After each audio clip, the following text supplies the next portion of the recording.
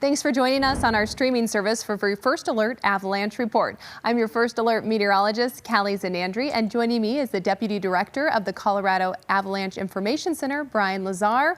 Brian, we saw a midweek storm drop some snow up in the high country. What did that do to avalanche concerns?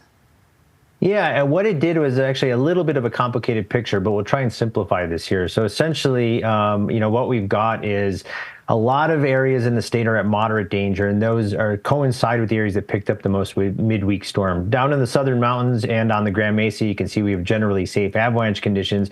But elsewhere, that new storm did a couple things. One, it came with a lot of wind on the tail end of that storm, which led to a lot of wind drifting snow, like what you can see here in this image along the ridgeline.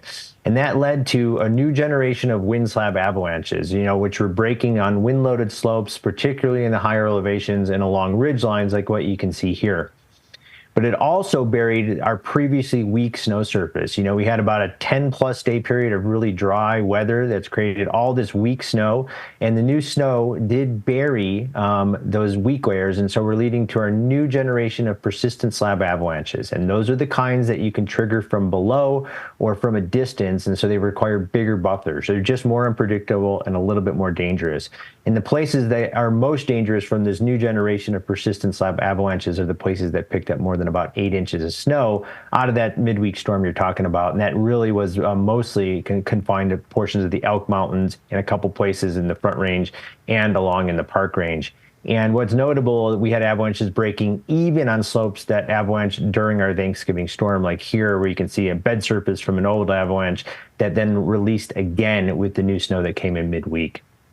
So our next storm system is moving in on Friday. It's supposed to bring another 2 to 4 inches to the high country, especially north and along I-70, favoring really the Park and the flat top mountains. How will this fresh powder impact avalanche conditions this weekend?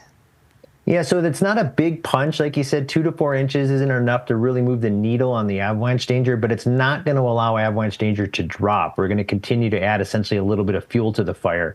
And so what you're going to want to watch for, particularly in these areas where we're warning about the persistent slab avalanche, are these obvious signs of instability with which Mother Nature is already giving us. So these are audible rumbling collapses, shooting cracks like what you can see in this image. And what you can see here is that some of the places the snow surface is weakening enough, particularly on continuously steep, really cold, shady, north-facing slopes, where the snow is so weak you can get it to move in big, long-running sloughs. And so you want to make sure that you're not above things like creeks or gullies, which can pile up snow really deeply, really quickly. And as we move forward, like you noticed, we get little dribs and drabs of snow. So this isn't enough to move the avalanche danger up in a considerable where we expect natural avalanche activity. But you can see even over the course of several days, we get another little pulse Tuesday and Wednesday of next week. We're going to continue to add little bits of snow to that ongoing avalanche problem in the places you just mentioned. The Park Range are the ones that are lighting up in purple, maybe portions of the Northern Front Range, the flat tops, and the Elk Mountains. We're going to continue to see enough snow to fuel these two types of avalanche problems, mainly the persistent slab avalanche problem and then fresh wind drifted slabs. And where these two problems overlap, particularly on north and east facing slopes, near and above tree line, are where we're going to have the most dangerous avalanche conditions. And so your safest travel options are going to be lower elevation slopes, which don't have the slab, southerly facing terrain, which didn't have that previously, really weak snow surface, or you can always recreate on slopes less than about 30 degrees without steep hazard overhead. All great information. So if you are headed to the backcountry this weekend, where do you recommend the safest places to recreate?